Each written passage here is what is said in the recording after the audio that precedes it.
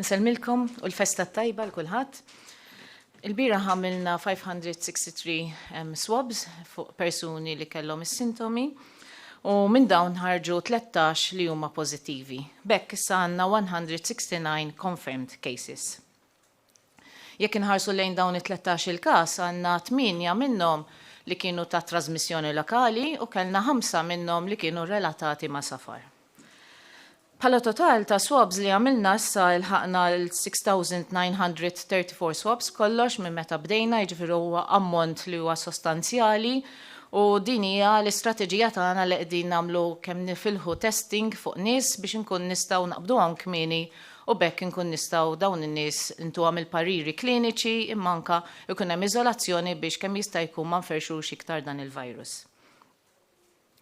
Il-kundizzjoni medika tal-każijiet li għandna ġodda llum 13 il-każ hija kollha tajba u bħala follow-up tal-każijiet li għandna fl-isptar għad għandna 2 pazjenti li qegħdin l-ITU, wieħed minnhom għadu intubat, għandna 7 oħra li qegħdin fl-Infectious Diseases Unit u mbagħad għandna 16 oħra li qegħdin is-St. Thomas Hospital u l-kumplament tal-każijiet l-oħra pożittivi qegħdin id-dar tagħhom.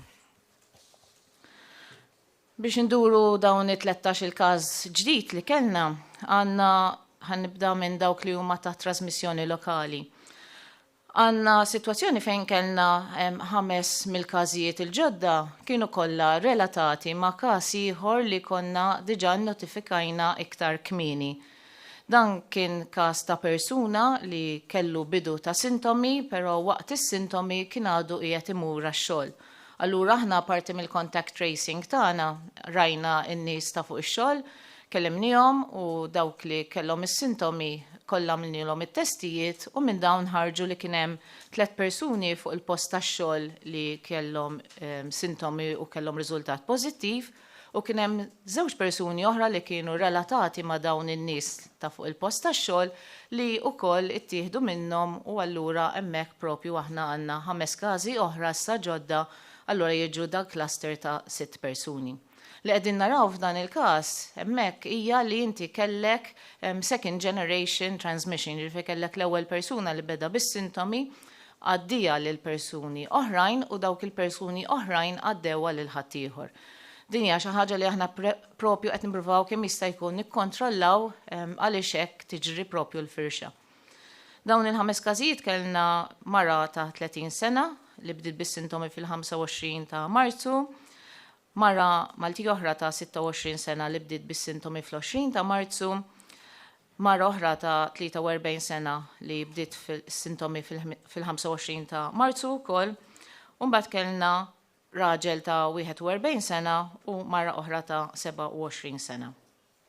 Allura hawnhekk f'dan il-każ nerġa' nisħaq fuq il-messaġġ tagħna l dawk in-nies kollha li ikollhom xi sintomi importanti li joqogħdu d-dar iċemplu l-111 aħna nieħdu ħsiebkom nagħmlulkom it-test, imma importanti dejjem li ma mmorrux xogħol jew inkella ma noħorġux għaliex bħalma qegħdin taraw dawn il-każijiet minn persuna waħda se issa kellna diġà 6 każijiet b'kollox.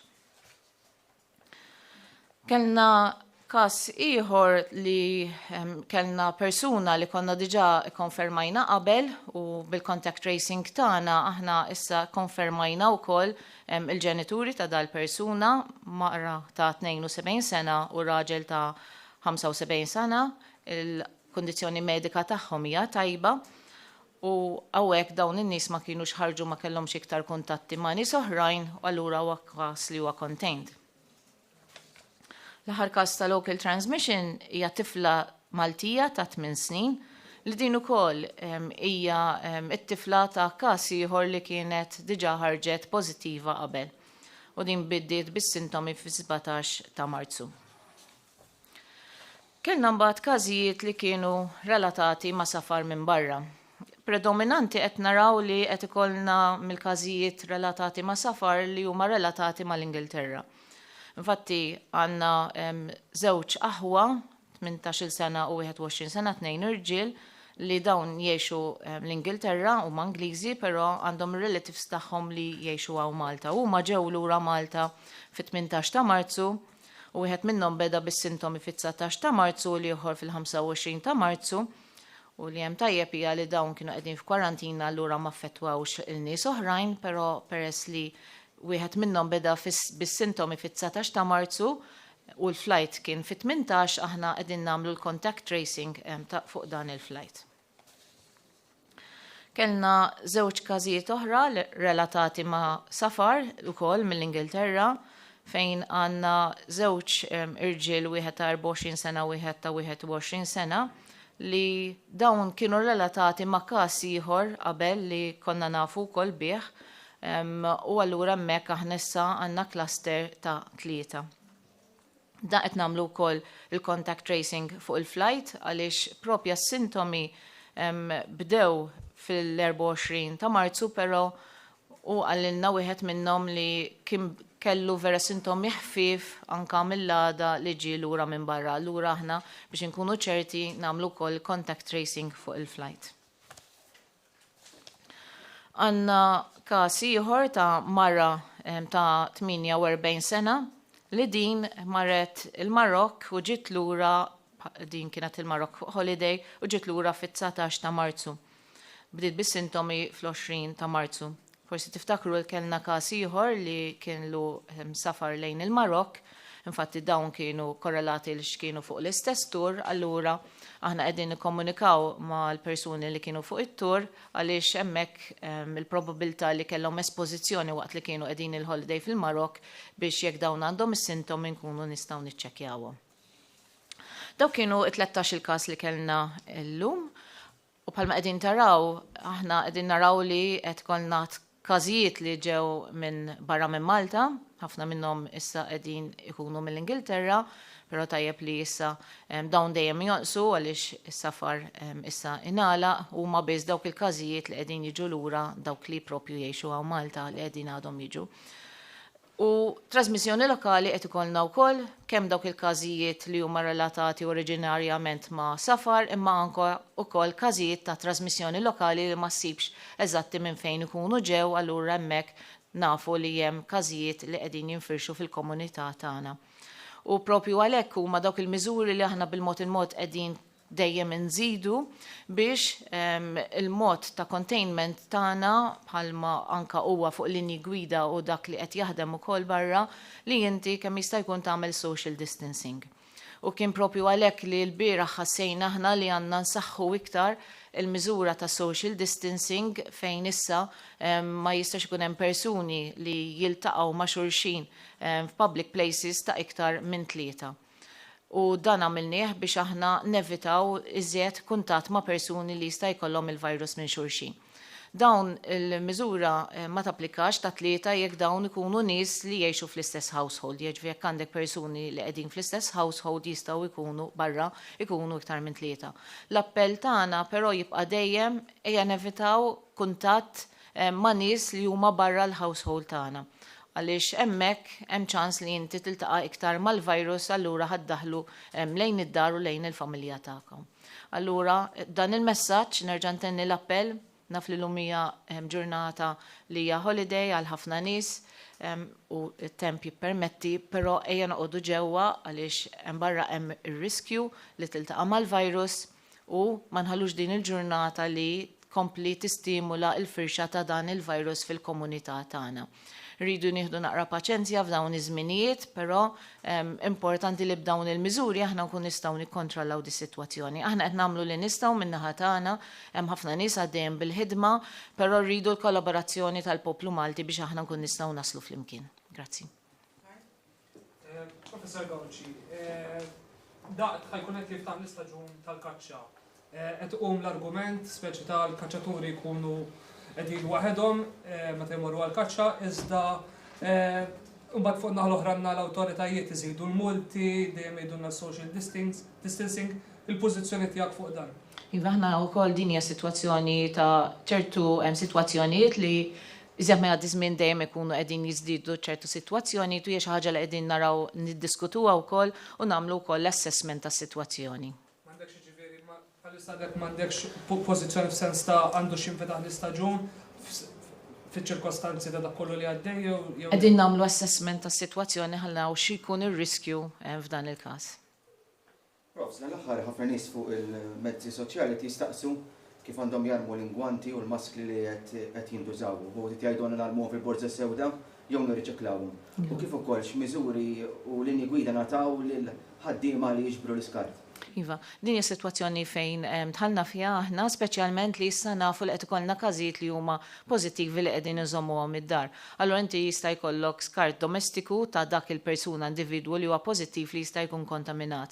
Irridu niftakru kemm idum jgħix barra l-ġisem dan il-virus li bħed ieħor idum jgħix jisu 24 hours, però nistgħu wkoll hemm xertu evidenza li turi jista' jdum iktar. Allura li qed innejdu hija li l-iskart fejn inti għandek persuni li huma affettwati li huma pożittivi għandhom jinżammu id-dar tagħhom għall-inqas 3 ijiem ħalli jekk inti kemm jista' jkun il-virus ikun degraded u mbagħad jiddaħluh ġewx borrots ħalli inti ma jkollokx espożizzjoni għal dawk in-nies li jistgħu jkunu qegħdin jiġbru r-refuse. Barra minn hekk ukoll qegħdin naħdmu wkoll mal-refuse collection għaliex dawn importanti li huma jużaw il-mezzi ta' protezzjoni speċjalment pereżempju l-ingwanti u li dawn l-ingwanti jridu noqogħdu attenti li ma jagħtux dak il-false reassurance għax hekk inti jkollok l-ingwanti u xorta ħadd miswiċċek xorta inti tista' tikkontamina. Allura dan huwa punt importanti ħafna li aħna qegħdin ngħaddu dawn il-messaġġi lill pubbliku in ġenerali, però iktar lin-nies li jistgħu jkunu friskju. Domanda dwar is-sensitivity ta' swab. Kemm qed inqabdu dawk li huma vera pożittivi u allura xi mirrata? Infatti aħna bħalma qegħdin taraw għamilna diversi swabs bħalma tajt iċ-ċifri għamilna 6,934 u minn dawn aħna kellna 169 cases. Rridu niftakru li dawn is-swabs hemm minnhom il-maġġor parti tagħhom huma dawk il-swabs li huma ta' nies li huma symptomatic, tajjeb li għandhom is-sintomi. Però wkoll qed nagħmlu minn dawn nies li qegħdin nagħmluhom bħala sentinel surveillance, ġifi dawk in-nies pereżempju li jitlu f'Mater Day li ikollhom sintomi li huma respiratorji imma ma jkunux ħarġu pożittivi għal pereżempju influenza jew inkella virusi oħrajn. Qegħdin nagħmlu wkoll ftit swabs ukoll fuq dawk in-nies bħala piloting li m'għandhom l-ebda sintomi. Infatti qegħdin nużaw anke l-istaff tagħna li regolarment aħna qegħdin nagħmlu swabs biex nara fuq nies li m'għandhomx sintomi ħanaraw jekk hunux qegħdin naqbdu wkoll xi każijiet li jew m'għandhom sintomi xejn jew inkella jkollhom bidu. U sa issa ma kellna l-ebda każ minn dawn li huma pożittiv. Julia? Margaret from Malta Independent. Just a recap about the 2 patients who are in ITU currently. Are they improving? How is their conditions currently? And did they have previous health issues, these 2 patients? Għanna persuna li nafu li mill-bidu mbagħad kien daħal ITU qiegħed intubat għadu f'kundizzjoni li huwa kritika. Dan huwa persuna anzjan ta' 72 years, jiġifieri dan għandu l-kundizzjoni tiegħu u bħala vulnerability li tiġi propju minħabba l-età tal-persuna. Mbagħad għandna persuna ieħor li għadu qed jiġi monitored li għandu qed jingħata l-oxygen però m'għandux għalfejn jiġi intubat. Li hemm tajjeb ukoll diġà aħna qegħdin intellaw ukoll mill-ITU noħduhom lejn il-ward ġifieri beraħ kellna 4 persuni u llum għandna 2 għaliex għandna 2 minnhom li marru tajjeb u marru lura l-Infectious Diseases Unit. Keeping Lifetimes of Malta. Forsi mistoqsija teknika dwar il-swabs u t-test. X'inhi r-reliability fis-sens, x'inhi l-possibilità li xi ħadd jiġi ttestjat ikollu s-sintomu però t-test ma jaqblux. Forsi ħabba d-doża kemm hu sensittiv il-test. Mela dan it-test li qegħdin nagħmlu huwa swab test li propju jaqbad ċertu partiċelli mill-virus. Issa biex inti jkollok kun tista' taqbdu dan permezz ta' swab irid ikollok ammont ta' viruses li jkunu qegħdin fil-ġisem. Allora jekk ikun għadu fil-bidunet fejn inti qatt m'għandekx biżejjed virus, dan il-test ovvja ma jaqbadx dan il-jiġi pożittiv. Allura lekk aħna l-messaġġi tagħna huwa importanti li anke jekk inti jiġik negattiv, importanti ħafna li xorta għandek toqgħod id-dar, tajjeb, sakemm jgħaddulek is-sintomi ħalli jekk aħna nkunu nistgħu dawn il-miżuri ta' isolation ma tinfirrix lil ħadd ieħor. Forsi smana nagħmlu xi testijiet ukoll fil-labs tagħkom fuq parti oħra tal-ġisem jistgħu jaffettwaw il-coronavirus jistgħu jiġu affettwati minna li forsi ma tafux bihom s'issa forsi kemm xi żvilupp dak id-dwar. Fil-rigward ta' swabs fejn jistgħu jsiru, jiġifieri swabs jistgħu jsiru jew nasopharyngeal, jiġifieri fuq wara tal-ħalq. Tajjeb, tista' tagħmel ukoll nasal swabs, tista' tagħmel throat swabs, jew tista' tagħmel anal swabs ukoll. Dawn huma kollha areas fejn inti tista' tagħmel is-swabbing system. Aħna ħadna bħala nasopharyngeal swab biex hija waħda mill-aħjar areas fejn inti propju l-iktar tista' taqbad. Però ma niskludux li inti tista' tagħmel swabs postijiet oħra, speċjalment pereżempju jekk ikollok pereżempju xi ħadd li qiegħed l-ITU u tkun trid tagħmillu swabs minn partijiet oħrajn. Dawn huma kollha skont ma jkun indikat klinikament ukoll għall-pazjent. Tennejt li hemm numru ta' persuni li jiġu operati fl-isptar privat u l-oħra mater dej. Xtaqt insaqsi, xi kriterja qiegħda tintuża biex persuni jkun ikkoperat postu biex ieħor? Aħna nużaw 3 kriterji, waħda minnhom l-iktar importanti hija l-qagħda klinika tal-persuna. Jiġifieri kif eżatt joħorġu riżultati li huma pożittivi, dawk il-pazjenti kollha li huma pożittivi jiġu assessjati minn tim kliniku ħalli jaraw il-qagħda klinika tal-persuna u hemmhekk inti tiddeċiedi fejn ħaddaħħal il-pazjent. Barra minn hekk ukoll naraw nagħmlu assessment tad-dar tal-persuna jekk aħna ndeċidu li jista' jmur lejn id-dar, għaliex jekk inti għandek dar pereżempju li hija żgħira ħafna li m'għandhomx faċilitajiet pereżempju ta' 2 bathrooms, jew inkella iktar nies oħrajn li qegħdin joqogħdu fid-dar speċjalment jekk huma vulnerabbli, pereżempju hemm anzjani jew xi ħadd pereżempju ġieli kellna persuna li kien fuq il-chemotherapy, tajjeb. Jekk dik il-persuna ma tistax jieħu ħsiebha xi ħadd ieħor, hemmhekk ma jkunx indikat li inti tista' tieħu lil dan il-pazjent id-dar. Ġifi bbażat fuq dawn il-kriterji.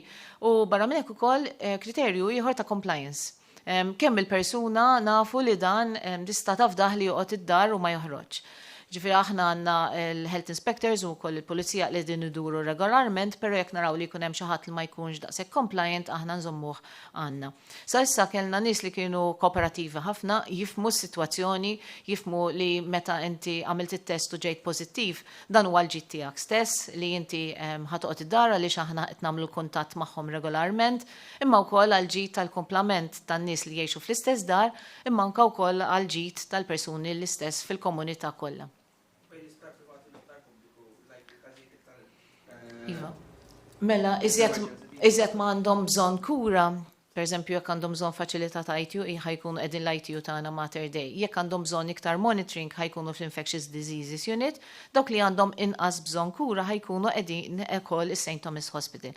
Però hemmhekk il-pazjenti jaqgħu taħt l-istess ferm l-istess tobba ta' Mater Dei, għaliex hemmhekk huma jkunu qegħdin isegwuhom. U anke dawk li qegħdin id-dar li qegħdin jiġu kurati fil-komunità ukoll hemm it-tobba tal-kura primarja li qegħdin jagħmlu kuntatt magħhom regolarment. Fil-każ tal-persuni li nsabu rikoverati f'darhom, dak kif inhu l-proċess biex tiċċekkjaw magħhom tabbiltaw dwar is-sitwazzjoni. Infatti il-Dipartiment tal-Kura Primarja ħoloq unit apposta ta' speċjalisti li dawn qegħdin jikkomunikaw mal-pazjenti regolarment, għandhom il-clinical criteria biex kun jistgħu jagħmlu monitoring tal-parameters tagħhom ukoll u hemm żewġ metodi tista' tagħmel jew video conferencing min għandu l-faċilità jew inkella bit-telefon. Jekk ikun hemm bżonn ukoll imorru fid-dar tagħhom ovvja li jkunu libsin l-appropriate equipment. Fil-każ ta' tfal, dawk jekk ikun qegħdin jinżammu d-dar hemm il-pediatric team minn Mater Dei li qegħdin isegwu lill pazjenti dirett huma wkoll. L-ammont baqa l-istess? Sa issa għandna 2 biss li sa issa ħarġu repetitivament li huma negattivi, però aħna qegħdin nkomplu nsegwu lill pazjenti u kull darba nittestjawhom. Kif qed kemm il-darba ma tistax tgħid eżatt meta persuna ħajjiġi negattiv għaliex jiddependi ħafna fuq il-persuna l-individwu kemm idum propju jagħmel excretion ta' dan il-virus.